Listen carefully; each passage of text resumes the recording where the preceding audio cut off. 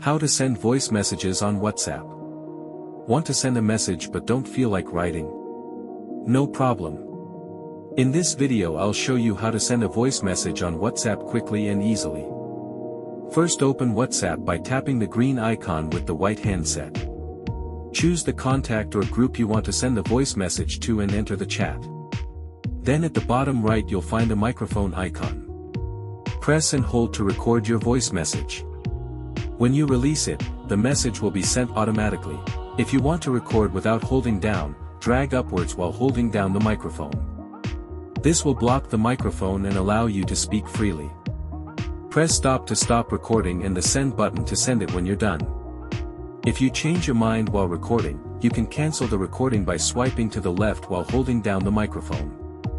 Alternatively, if you're stuck recording, you can press the trash can icon on the left. After sending, you can listen to your message again by tapping the play button. Always remember that the blue checks indicate whether the recipient has listened to it.